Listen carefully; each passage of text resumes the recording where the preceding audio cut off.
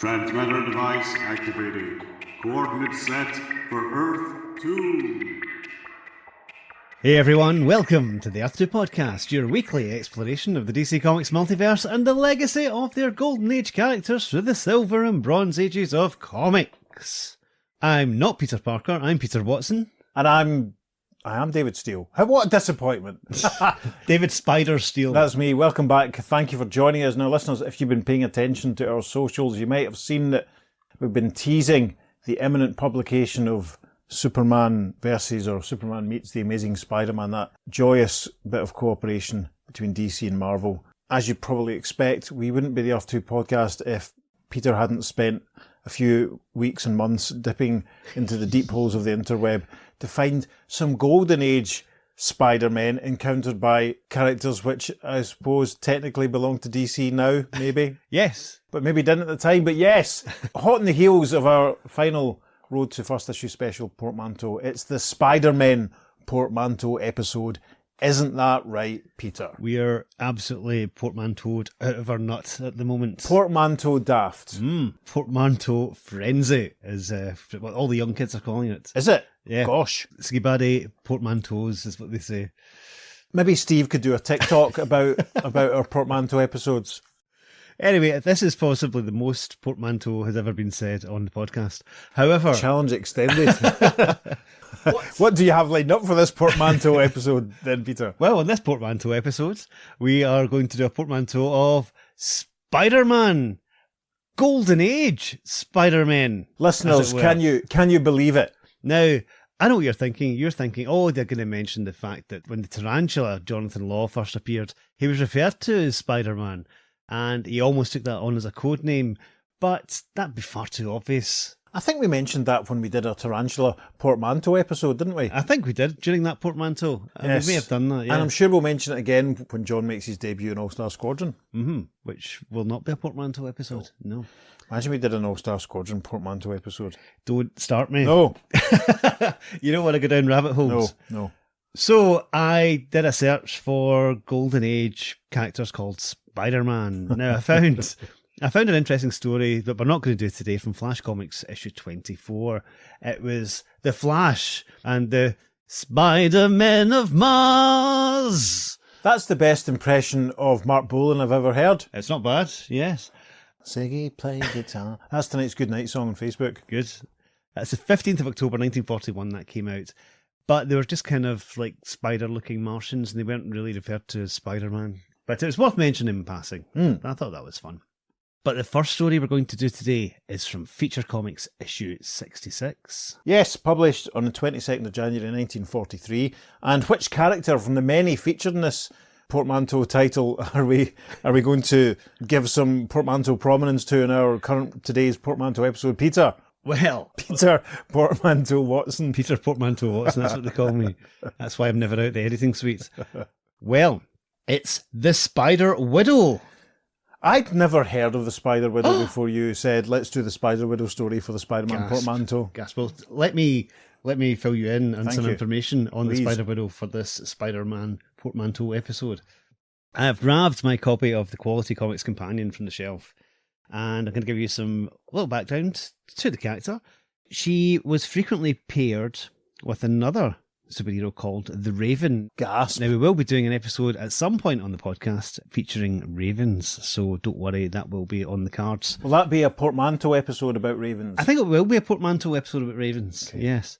Now, Spider Widow first appeared in Feature Comics 57, a cover dated January 42, and ran through until Feature 72, and that was October 43. And she also had a couple of appearances in Police Comics, because Spider Widow and Raven actually crossed over with Phantom Lady a couple of times.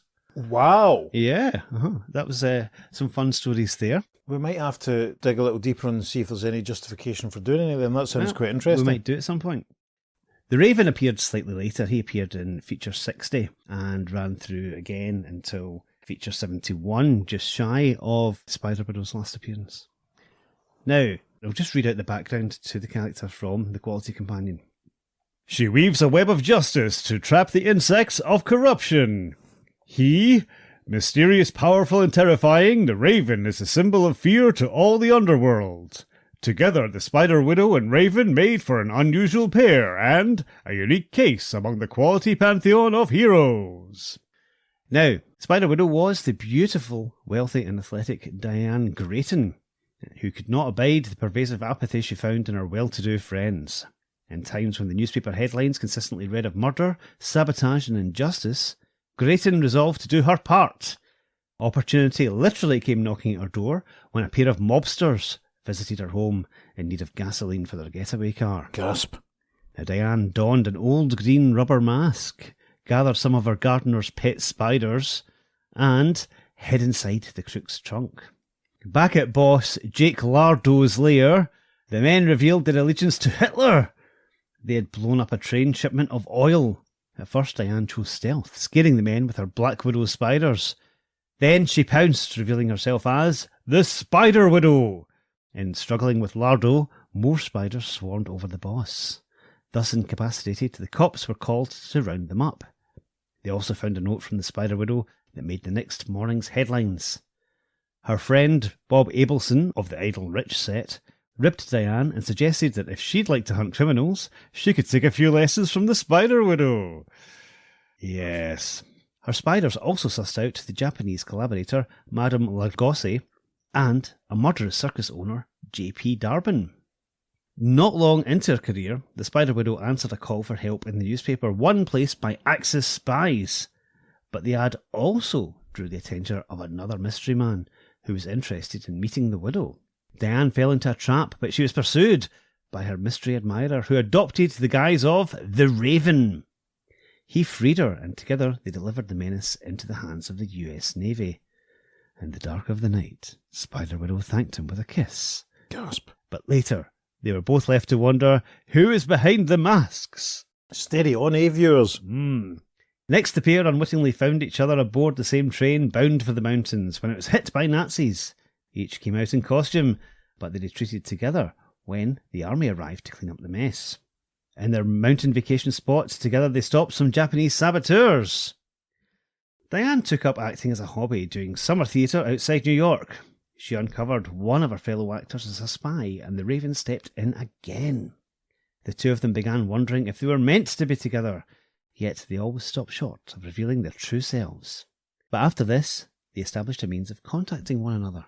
And that's where we'll leave it as far as the background for Spider Widow goes, because that leads us neatly into this story. Yes, Feature Comics 66, and Peter's going to tell us about the cover very quickly. At the top, Feature Comics, and we've got lots of highlighted square panels, all at jaunty angles, featuring all the characters you can find inside this comic. And they are Big Top, Swing Sisson, Zero, Spin Shaw, Inferior Man, Spider Widow, Poison Ivy, and don't think I haven't thought about doing a Poison Ivy episode.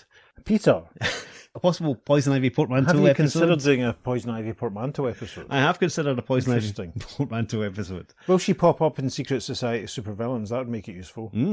Interesting. Who can say? Who Stay can tuned. say? Lollapalooza, Mickey Finn, Blimpy, and Rusty Ryan are the other characters here. But of course, the main feature of Feature Comics is Dollman, and he is the huge image on the cover. He's having a great time punching a racial stereotype of obviously someone probably from Japan on the nose. Yes, a Japanese soldier on the nose with a mallet. So yes, And there it we says, "The Dollman rings the bell again in this issue." go. Tremendous. Swing Sisson, Spin Shaw, Spider Widow. All the S's. But Zero, there's just a guy in a big hat, looks like he's got a moustache. Mickey Finn must have met someone else dressed up as another Mickey Finn.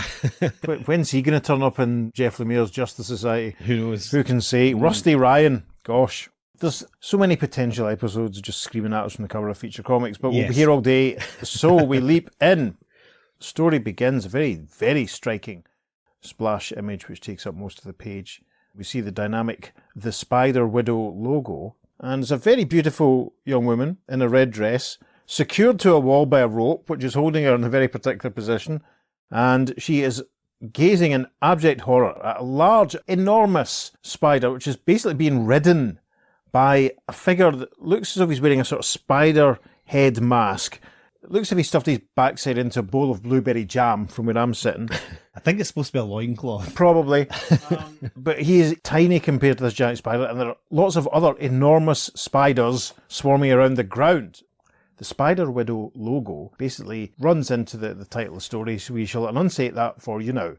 The Spider Widow meets the Spider-Man. The Spider-Man. Listeners, do you see? Mm-hmm. It's fun actually, isn't it, Peter? Because they've just been filming the latest Spider-Man movie in our hometown of that, Glasgow. Yes. Yeah, maybe when the film comes out, I'll post some of the photographs that I took of the vehicles and stuff on the socials. Watch out for that next year. Anyway, Yes. there are some scene-setting illustrations and captions. Lest we forget, Diane Grayton, wealthy and beautiful member of society, combats the forces of crime and injustice behind the mask of the Spider Widow.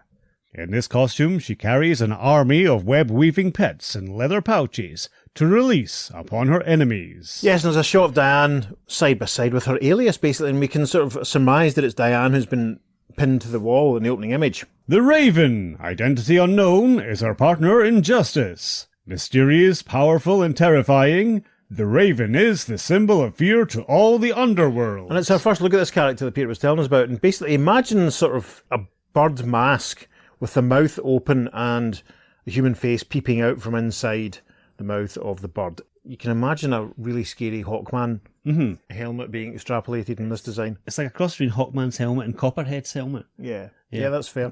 Yep. But the weirdest character of all you have yet to meet, the Spider-Man. So we begin, we're outside Daily Bugle in New York, and, oh wait a minute, that's the wrong comic. A caption reads, A cold, bleak dawn breaks over a small industrial town. A group of worried men and women stop to talk in excited whispers. yes, bunch of folks here.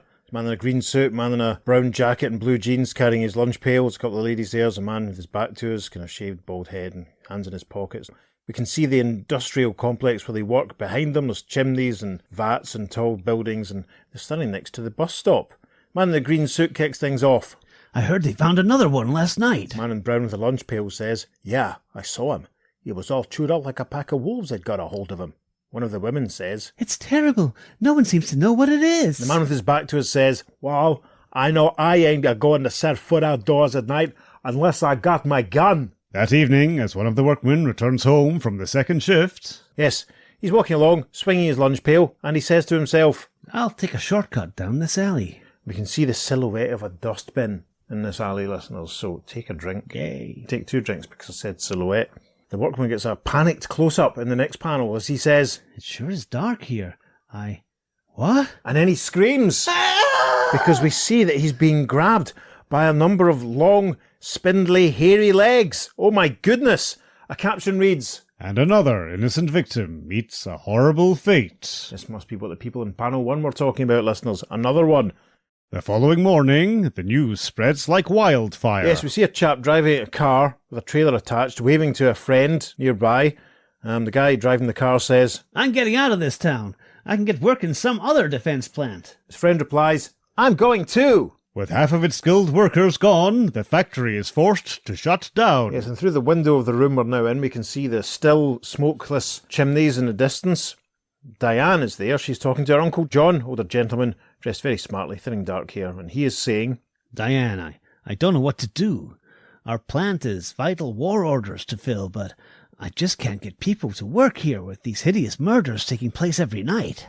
perhaps I can help, Uncle John. No, Diane, this is beyond any of us. Even the army can't seem to stop this monster, or whatever it is. Diane gets her eyes close up as she thinks, we'll see what the Spider Widow can do. Later that night, Diane, in the guise of the Spider Widow, poses as one of the villagers. We'll give you a quick description of the Spider Widow in action. She basically looks like she's a Halloween costumed witch. Tall witch's hat, long, closely fitted black dress, but she has green skin and straggly long white hair. She's quite terrifying, quite frankly. And she's walking along on patrol, and she's saying to herself, nothing out of the ordinary so far. It may be that the killer has left. She looks to her right and says, what on earth is that? Out of the shadows stalks the terrifying form of a huge spider. It's a massive spider. I don't think huge does it justice. Spider Widow exclaims, good night, when she sees it. And we also spot that crouched in the back of this enormous, terrifying arachnid It's a human figure wearing a weird mask, and as Peter described earlier on, some sort of loincloth effort. It's perched on sort of the bulb at the back of the giant spider's body, and he's cackling to himself.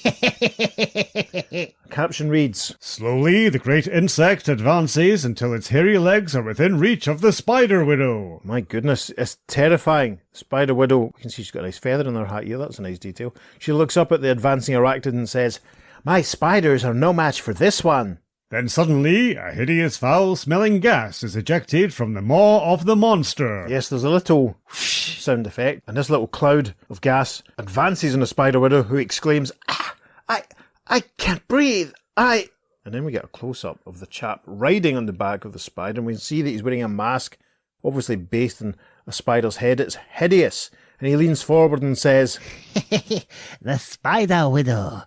This time I've got the spider widow. oh my goodness, this is going to cause nightmares. The next panel we see that this giant spider that this Spider-Man is riding has the spider widow trapped in its jaws. The Spider-Man exclaims, Won't Adolf be glad when he hears we captured the widow? Careful, Herman, don't crush her. the giant spider's called Herman. There you go. Thankfully, there's a caption. But with an ear-splitting shriek of challenge, the raven hurtles down from the roofs above. He does. He sweeps down. We get a good look at him here. He's got sort of green leggings. His top half is basically a sort of purple unitard running into gloves. The wings seem to be attached to his arms.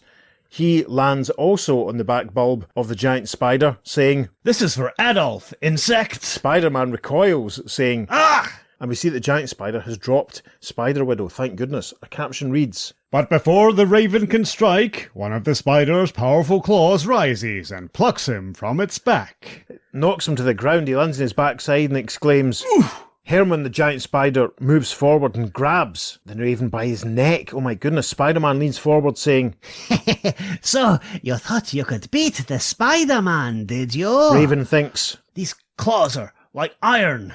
and then he says out loud, Iron! That's it!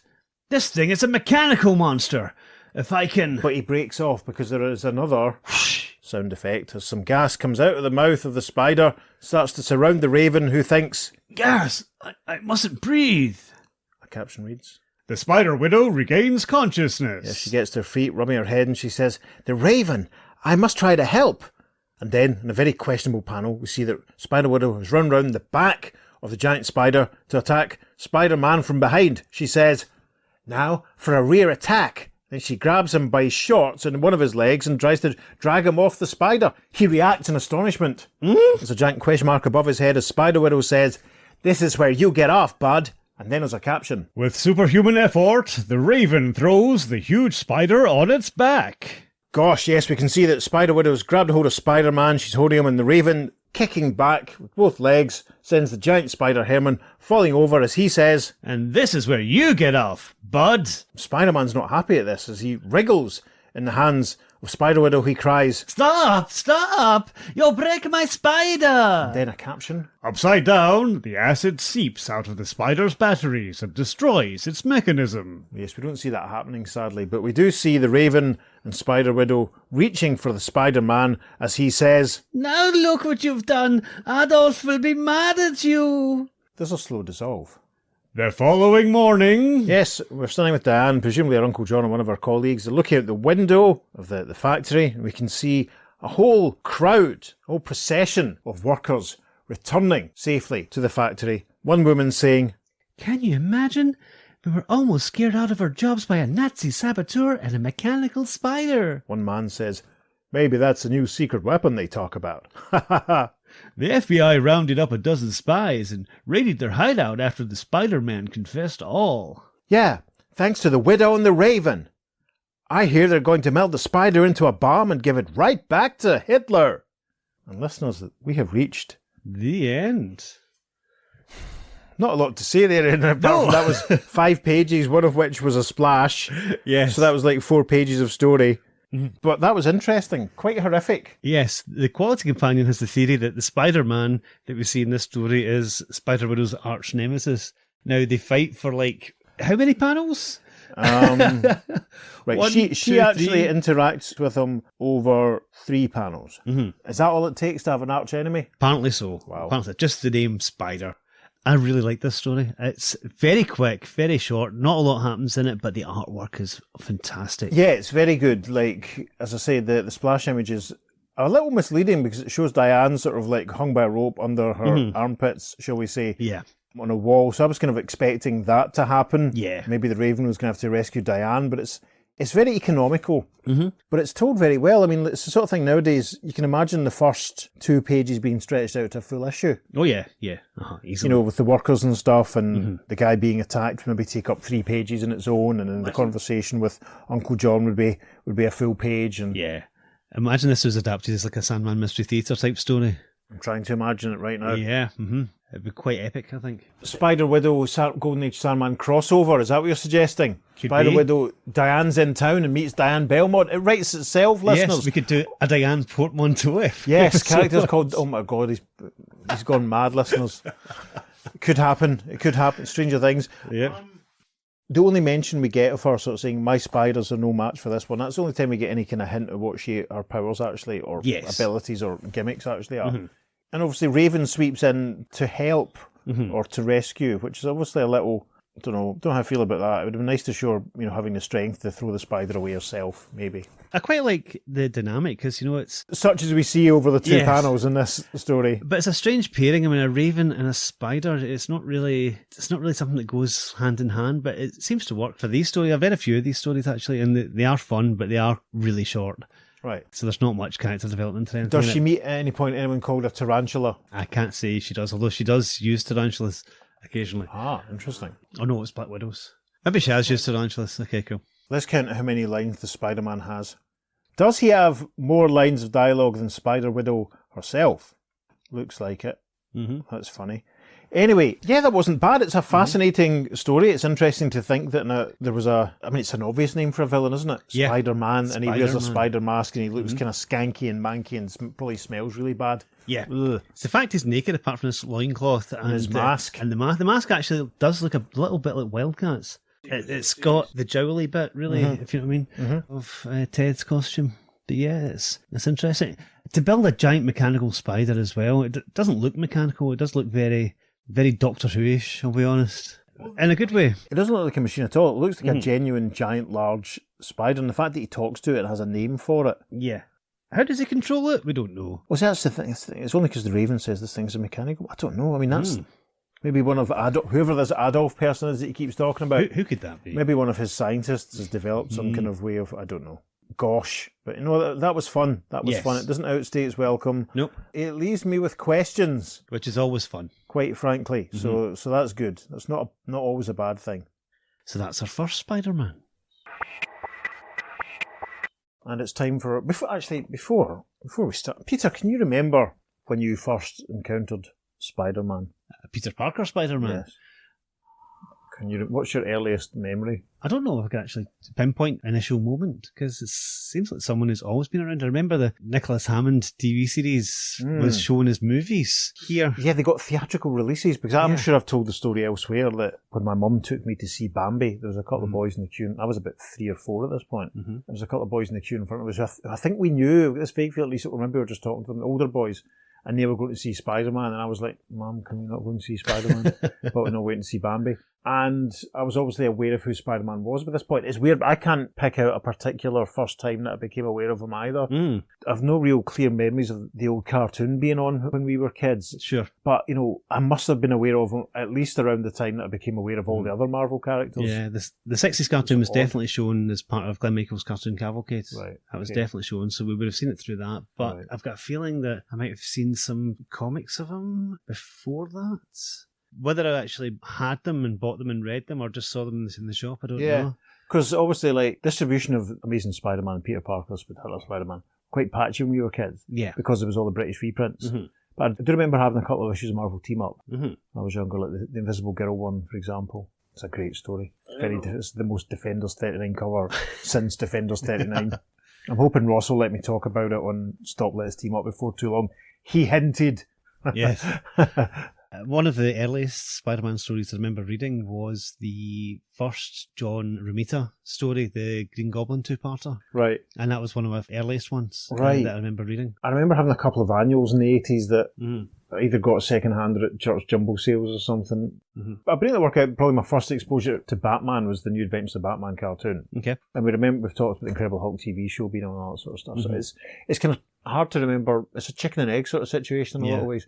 But it's fair to say that without the cartoon Spider-Man and his amazing friends, and obviously citing the cover of the British Secret Wars, the reprinted Secret Wars issue 8, we wouldn't be sat here. I owe quite a lot to Spider-Man. He's maybe not my favourite character. I don't have a huge Spider-Man collection. I've got practically a full run of Team Up and all the issues of Webb and Amazing and Peter Parker when I was a Marvel zombie in my mid-teens with a couple of years. I've got all them. But I don't have a huge amount of stuff outside of that. It's one of these things I would love to have a full collection. I remember we had some in the shop a few months ago, some 70s Spider-Man, and I just wanted to sit and read every single one of them. I know. If I had the room and found enough cash, I'd buy all the epic collections that cover all the 70s That's stuff. it. Shout out to our friend Bruce, who has got a full run of Spider-Man right up to present date from the first Romita story. He doesn't have any of the Ditko issues, I don't think, but he's got it right up to present day. Well done, that man. Listeners, what's your favourite era of Spider-Man? Who's your favourite Spider-Man artist, etc.? We'll tell you about to send that info if you can be bothered later in the episode. So we now come to our second Golden Age Spider-Man, and that's from Whiz Comics issue 89, published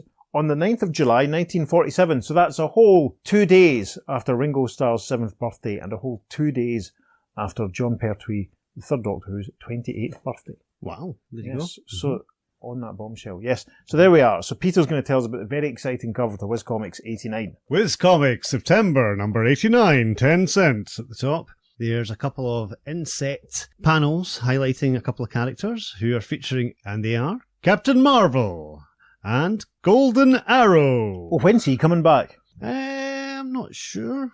Oh, actually, yeah, I've got an idea for a Golden Arrow episode. Oh, would it be a portmanteau episode? I don't think it'd be a portmanteau, but certainly we could do something. A portmanteau of archers, we could do that. Anyway, tangent. Captain Marvel and the Webs of Crime, says the caption box. Also, Ibis and Taya. Golden Arrow. Golden Arrow gets 2 mentions, as does Captain Marvel. Yep. But the main image on the cover, as hinted at by that caption, Webs of Crime, it's Captain Marvel. He's struggling. He's in a giant spider web. It's very awkward the way he's positioned. There's webs wrapped right round him. It's like he's been struggling to try and get out of it, and he's just got himself entangled further. Gosh. My goodness. And in the foreground, coming towards him, is a hairy looking character. Yes, he's almost as hairy as me, listeners. That's saying something. Yes, except he's got hair on top of his head as Yes, well. unlike me, sadly. He has big pointed ears. It is me! And he seems to have some sort of brown item on his head and sort of like brown Antennae growing out the front. Yeah. Ugh. Unusual. But again, we just get a hint of this character. We don't see him clearly. It's a brilliant cover. I would like this on a t-shirt, please, but it's also, Cap is wide-eyed there, isn't he? Yes. Scary. It's almost like there's a spotlight shining on him. He's casting a deep shadow, and as this creepy guy moves towards him, he does not look comfortable. You might almost say that he was trapped in a web of fear. Gasp. I see what you did there. Thank you. It was worth the effort, wasn't it? Right, we begin with the logo reading Captain Marvel and the Webs of Crime. And we get the now traditional shot of the wizard looking like he's given Billy a row with the scroll with the names of Solomon, Hercules, Atlas, Zeus, Achilles and Mercury on it as a caption reminds us, as the powers of the greatest men in the history of the world have been gathered together and placed in the hands of the boy reporter Billy Batson, when he pronounces the name of the ancient wizard Shazam, he becomes, in a blinding flash of lightning, the world's mightiest mortal, Captain Marvel. Then, when evil is defeated and justice again established, the same word changes Marvel back to Billy again. So, beside the origin recap panel and under the logo, there's an image which echoes the cover of Captain Marvel all tangled up in this web, and the creepy hairy guy that Peter described is seen a bit more clearly. We can see that he indeed has pointy ears, but he also has a very pointy nose. It looks like a wart on the end of it, little antenna going out of his head, very pointy chin. He's some sort of strap around his shoulder, which seems to have some sort of bag with a nozzle attached to it. And he's holding a little small trident, which he's pointing in the direction of Cap. Oh my goodness! Into the story properly. At the airport, 2 pilots have coffee before taking up their plane on a special flight. Yep, 2 chaps. One that we can see is blonde because we can see the back of his head. The other one we can't really see too much about him. But the first one speaks and he says, Taking a shipment of gold to Fort Knox is something new for me. Me too. We'll be flying $1 million. Next panel, we see them making their way to presumably where the plane is. First pilot saying, But where's that kid, Billy Batson, who has permission to ride with us? maybe he's waiting at the plane. Suddenly, around the corner, they run into an amazing object. Hey, what? Holy smoke! A big spider web! And indeed, it is enormous. It stretches between two buildings, and the two pilots are caught up in it immediately. The next panel, we see that they've been lifted off the ground, completely intertwined, and the scary, hairy figure that we've described previously is now looming towards them, and he's saying, "Come into my parlour," said the spider to the fly. "Ha! You are caught in the web of Spider-Man." One of the pilots is struggling, and he says, Sticky, can't break loose. "Now, to wrap you up helplessly, I have rosin in my hands and shoes, so I don't stick to the web myself." And he's pulling this little bag that we described from earlier on out from underneath his arm, and we see that the web is being sprayed out of this bag. It has wrapped one of the pilots up completely, and is now surrounding the other one as he continues to speak. "Ha! All done. My invention squirts out a liquid plastic which hardens and forms a sticky thread when it hits the air. I learned this by watching spiders at work. I weave my webs of crime everywhere." The next panel, we see that both pilots have been completely wrapped from nose to toe, and a couple of other men, shady-looking characters wearing pilot gear, have walked up. Spider-Man continues, speaking to the two captured pilots, saying, "My men will take your places as pilots." Turns to his goons and says, "Go and take up the gold plane. You know where." And the very pointy-nosed bad guy says, Yeah, boss. In the next panel, we see the two ersatz pilots approaching the aeroplane, and a couple of senior officials are nearby, one older man with longer white hair that we can see, and he calls to the two of them saying, The gold is loaded. All set, men? "Yes, sir," says one of the goons. A caption reads, And under cover of darkness, the two false pilots take over the plane and its valuable cargo. and we see in the next panel, the plane is taking off. Silhouetted forms of a couple of airport officials, one of them saying, "We forgot to tell them Billy Batson is already aboard." But they knew he was going along. Inside the plane, Inside the plane, no relation to inside the spaceship, Billy has walked onto the flight deck, and he's saying, Hi, fellows. I was aboard when you took off. "Huh? A kid?" says one of the pilot goons, not expecting to see him. As he turns round, the other one says, What'll we do with him? and then Billy says, That's a funny thing to say. You know I've permission to ride along and see how gold is delivered to Fort Knox for a special broadcast for Station Whiz. Billy's suspicions are aroused, but too late. Billy exclaims, Hey, you're not going toward Fort Knox. You're going in the opposite direction. to which one of the goons says, "I'll knock him out," and with a, Gunk. oh my gosh, he batters Billy in the top of the head with a pistol. Oh my goodness. Later, the plane lands at a deserted patch of seashore. It certainly does. How bleak and oppressive it looks. We hear the voice of one of the goons from inside the plane saying, The boss'll meet us here. He'll come by car to pick up the gold. and indeed, a car pulls up, headlights beaming. Someone gets out of the car, walking towards the two goons who we can see are unloading all of the boxes of gold. Here's Spider-Man now. "It all worked as I planned. Good work, boys. The gold is ours." And we see the unconscious form of Billy Batson lying on the ground beside the crates. But forgotten Billy Batson revives, and Billy thinks, Holy moly! They're crooks, and they've got the gold. They're not watching me, so... he yells, Shazam! and another caption reads, in answer to the magic word, lightning crashes down, giving Billy his other form of Captain Marvel. there is a massive boom sound effect. Of course, referencing the not completely awful Stephen Moffat episode of Doctor Who from last year. The world's mightiest mortal leaps into action. Yeah, one of the goons manages to fire on Cap. We see Bam! Bang! sound effects, but the bullets bounce off. As Cap punches out one of the goons, Spider-Man yells, "Captain Marvel!" See Cap grabbing a crate, smashing it over the head of one of the goons, making him drop his gun, as Cap says, That's all for you two flunkies. and he turns to the villain of the piece, saying, Now for you, Spider-Man. "Think you have me, eh? I warn you, Captain Marvel, I have the cunning of a spider." He brings up his nozzle, saying, "Some sticky plastic in your face will blind you long enough for me to escape." And he fires it with a Squirt! and the stuff onto Captain Marvel's face as Cap exclaims. Hey! See him struggling to pull it off his face as he says, Holy moly! This is worse than taffy! or indeed worse than molasses. Mm-hmm. Did I tell you that Kelly had recommended a podcast which told me all about the great Boston molasses flood of 1920. Gasp. Listeners, check out last podcast on the left. Great molasses flood. Fascinating and terrifying, and funny in equal measure. Anyway, Cap, having cleared himself up, looks around. No sign of the Spider-Man. We see the goon still in the background behind him. He looks around saying, He got away in his car, but I got his 2 henchmen and saved the gold. In the next panel, we see the plane is up in the air, and Cap is flying it along himself from underneath, saying, I'll fly the plane and gold to Fort Knox, my own way. The crooks are inside. I'll deliver them to the police later. And a helpful caption reaffirms what's going on. Using his remarkable strength, Captain Marvel carries the plane through the air to Fort Knox. Meanwhile, We get a close-up shot of a very disgruntled-looking Spider-Man. Great shot of his eyebrows and terrible teeth and pointy ears and nose and his little antenna and his spotty chin as he says to the camera, Blast him! Captain Marvel foiled my first plot, but now I'll strike throughout the city with my webs. The Spider-Man can't be stopped. And we're treated now to a glorious, huge montage panel, which obviously we'll try and fit onto the socials. Big drawing of a web with Spider-Man's head and shoulders at the start of as he waves a finger to the audience saying, Ha! I spin my webs in any dark corner of the street. I form them with incredible speed. Then I rob my victims and I'm gone, like a ghost.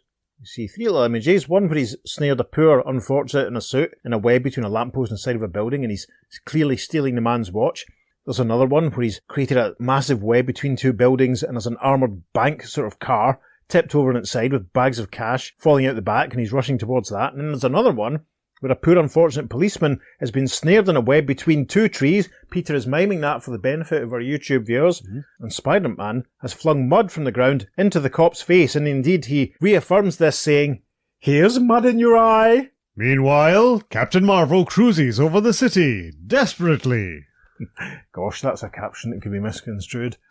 Yes, we see Cap flying over the skyscrapers and such like, and he's saying, No luck so far, but sooner or later I'll run across that Spider-Man and catch him in the act. all he has to do is just hang around Glasgow in August 2025. You'll see him no problem. There's a quick slow dissolve. And finally, Cap has sighted something. He flies down saying, Spider-Man, at last! Yes, there's a giant web spun between 2 buildings, and we can see that Spider-Man has snared a bank security guard in the web, and he's grabbing the huge bag of cash in his hand, saying, Now I'll take your bag of money. Cap flies right down into the web, and it tears to fragments with a large rip sound effect. Cap says, So much for your web! and Spider-Man, making sure he hasn't dropped a bag of cash, yells, That red ape again? Got to escape, and he runs off in the next panel. Captain Marvel, assisting the bank guard fellow, says, You all right? If so, I'll get after Spider-Man. I'm okay. But around the corner... Beautifully rendered. We see the tall... this looks like something from a panel that Seth might have drawn, actually. It looks like it could come from Clyde fans or something. The silhouetted form of this giant tall skyscraper building with all the lights on, but the side of the building's in darkness. It's very, very nice. And Spider-Man standing in the bottom of the ground with a squirt sound effect. He unleashes some more of his goo to try and climb up the side of this building as he's saying to himself, I'll baffle him again. I can squirt out a plastic rope with enough power to reach a high window of this building. And in the next panel, helpfully, he reaffirms what's going on as he shines up and he says, And I climb it just like a spider. We see Spider-Man climbing into the open window, but we also see Captain Marvel flying up towards him. Cap cries, Holy moly! He sure borrowed plenty of cunning tricks from spiders, but I'll get him. And Spider-Man, obviously clocking at Cap is coming, calls, Ha! He'll never catch me once I get into this building. It has 1,000 rooms and places to run and hide. Cap flies in the open window after Spider-Man, saying, Doggone! He slipped away again.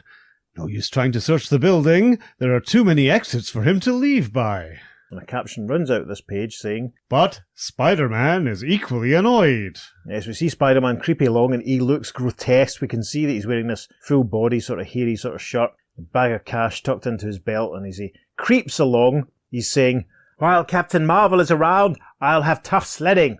If only I could get rid of him.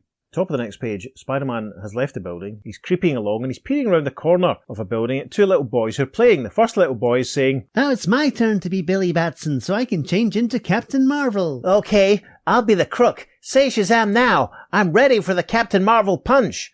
And listening to all this, Spider-Man exclaims 3 question marks. He's obviously puzzling. He goes, And then he says to himself in the next panel, aha!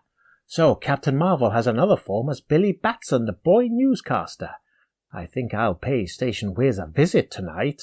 That evening, as Billy leaves Station Whiz, Billy marching out of the building, thinking to himself, Captain Marvel will spend the night as usual prowling around for Spider-Man. But first, I'll go home and have a bite to eat. The next panel, though, Billy has stepped right into a giant spider web. Uh-oh. He says, Hey, I ran into something in the dark. Holy moly, it must be a web of Spider-Man. Is that where they got the idea for that comic that took over from Team Up? Web That's of amazing. Spider-Man. It must be a web of Spider-Man. That is amazing. Wow, that panel's definitely going on the socials, isn't it, listeners? Billy attempts to say his magic word, but he's interrupted because Spider-Man has appeared in the scene and squirted another ball of goop into his mouth, saying, You won't yell.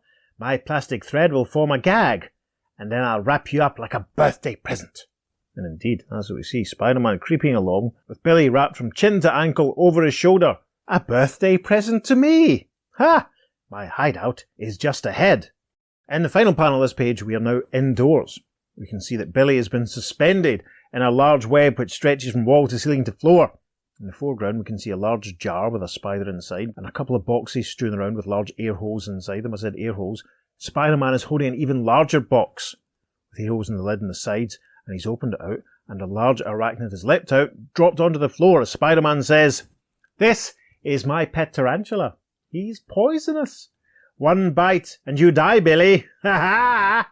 We see the tarantula climbing up the web towards Billy. Billy, wide-eyed and panicked, thinks, Holy moly, the tarantula getting closer, closer. I'm sunk. There's no escape. Wait! Billy's keen mind sees a salvation. and he thinks, This plastic strand across my mouth is sticky. If I press against a strand of the web, which is also sticky, they ought to glue together. and we see Billy doing just that thing, which pulls the stuff away from his mouth as he continues to think. Now I jerk my head back and... He cries, Shazam! Again, magic lightning brings the world's mightiest man. and there's a large boom. Captain Marvel rushes forward, saying, Your killing days are over, insect. And as for the other spider, take this. There is a wham as he punches Spider-Man in the jaw. Spider-Man can only exclaim, Yipe! And then Cap steps forward, and with a squish, he steps on the tarantula. Ugh. Don't kill spiders, kids, it's not fair. Cap reaches forward, grabs Spider-Man's web bag. With a squirt, he activates it and coils the gloop around, surrounding the hairy criminal, as Cap says, Now who's all wrapped up like a birthday present? And for the police. Spider-Man can only exclaim, "Rumph!" And then we close. The shot of Billy at the traditional whiz microphone as he reads from his notes and says, Well, folks, Spider-Man is now in jail. He overreached himself and went after too big a fly. Captain Marvel. and there's no caption, but we have reached. The end. Well, that was great fun, wasn't it? Absolutely, yes. Rest of the page taken up with an advertisement for the Captain Marvel Club. So there you go. Think on that. Come one, come all, join the Captain Marvel Club. Yes. Magic membership card, official club button, secret code. Secret code. I like a secret code. Well, that was a lot more satisfying by virtue of its length and depth and breadth, etc., than the Spider-Widow story. That was great fun. Definitely. And a bit more what we think of as Spider-Man like, because actually created a device that can generate webs. Yes. Fantastic. And I love the detailing on his face. He just looks horrendous. Oh, yeah, yeah. Absolutely terrifying. The whole robbing Fort Knox thing is a bit standard, but I liked how it just sort of like also showed him that beautiful montage shot of him committing all the other crimes. Mm-hmm. It was a lot of fun. Like the other Captain Marvel stories in this period that we've read, it rattles along. Yeah. He's a bit reminiscent, actually, of the UK comics character, the Spider, who was created, of course, by Jerry Siegel. Yes. Because we are planning another episode on spiders, are we not? Spiders, yes. I've got many a spider in my bag, just like Spider-Widow has in her pouches. Yes. Because, yes, we shall be doing that at some point. Don't you worry, listeners. I don't have too much to say on this, really, that other than the fact that I enjoyed it absolutely, completely and enormously. It was a lot of fun to do his voice, and I liked the fact that Cap was sort of permanently sort of chasing after him when he was getting away. And we also have to talk about Cap's identity being public knowledge. Well, those two little boys. Yeah, the little boys seem to know about it, but funnily enough, when they're unloading the gold from the plane, Billy's waiting until they're not watching before he says Shazam. And so it's as if he's trying to hide his identity then, but obviously the kids know it. So that's kind of weird. They're not watching me, so Shazam. Yeah, it is odd. It's like Spider-Man has to find out that Cap is Billy and vice versa so that he knows to try and capture him, but that's such a weird way of doing it. If his identity is public, how is he able to do anything? Why has he not been sort of, as we always sort of imagine, if like a superhero's identity is made public, they're just going to be shut down, there's baddies are going to get them, etc. That's an interesting one. That's kind of quite a curveball. Mm-hmm. But on Earth S, obviously they've got a different set of morals, different set of standards. Who knows? I'm fascinated. The boys are it's always like it gets a bit meta for a moment, and it could be two boys that read the comics. I was thinking sort that of playing, as well, yeah. Logopolis. And obviously this is the same page where Billy walks into a web of Spider-Man. He walks into an issue yes, of that long-running series. That blew my mind. One of those early issues featuring the Vulture, yeah. Or that one has got probably a good chance that Spidey will be in the black costume and still dealing with the death of Jean DeWolf at this point. Spoilers. Why has she not been in the films yet? That's what I want to know. Who knows? Anyway, who can say this is save that for another podcast. Yes, when we do our Spider-Man podcast. I don't have too much else to say in this other than I really enjoyed it. This was a really creepy, effective Spider-Man. I mean, it blows my mind that there were these two villains called Spider-Man. I think it's absolutely hilarious. This one's costume certainly looks a lot warmer than the previous one. Yes. He's not cavorting about in his underpants. No, but it is a full-on Actually, do you know what? bodysuit. See the same page, right, with the web of Spider-Man and the two little boys? I've finally realised it was niggling me who he reminded me of all the way through. Biffo the Bear. Oh, yes, I can see that. Because, Biffo had shorts and stuff, and the way that his bag is sort of balanced there, that could almost be in the final panel of that page. That could be Biffo the Bear that's got Billy Batson tangled up in a web. Yep, I'm with you. When will Biffo the Bear appear in the... Who is Biffo the Bear? Listeners, we'll tell you later. Will we do a Biffle with Bear portmanteau episodes? Probably not. If he ever fought a tarantula or encountered a manhunter, then who can say? Maybe he will. Maybe we will. Interesting. Do you have anything else to add to this one? Not really. I just really enjoyed the artwork. That's all I can say. Yeah, that's all right then. No, it was a lot of fun. It was good. It's nice to do these portmanteau episodes where we can sort of dip into the archives and read the adventures of either of characters who we're never going to meet anywhere else, like Spider-Widow, and who we don't really pro-rata get to see that often, like Captain Marvel. True. There will be other issues of Shazam that we'll be covering before too long, and of course he is due to appear in the next JLA-JSA crossover, so that's not too far away as the crow flies. Absolutely. But listeners, did you enjoy our portmanteau episode on Spider-Man? If so, you can write to us and let us know. You can email us at theearth2podcast@gmail.com. Make sure you follow us on social media because we're putting up some lovely bonus material for this and indeed every episode. On Facebook, Instagram and Blue Sky, we're at the Earth 2 Podcast, and on Twitter, we're at podcast_Earth2, and it is the number 2 for all of our socials. Certainly is. I always say at this point, listeners, or as I usually say at this point, if you're feeling generous, you go to wherever it is you receive your podcasts and leave us a positive review or spread the word, tell your pals, please consider sharing any of our posts on social media. Some people have been doing so. We're very grateful. As I always say as well, if you're feeling super generous, you could consider finding your way to our coffee page and buying Peter the price of a beverage. These ones weren't too painful to record actually, but I'm sure it would certainly sweeten the pill for Pete as he does his usual very hard work, which is much appreciated. Oh, you're a gent, sir. Always a pleasure. Never a chore. On that bombshell, I've been Peter, but not Parker. No, we'll meet him next week, so make sure you join us for an epic episode of The Earth 2 Podcast. Transmatter cube activated. Return coordinates set for Earth Prime.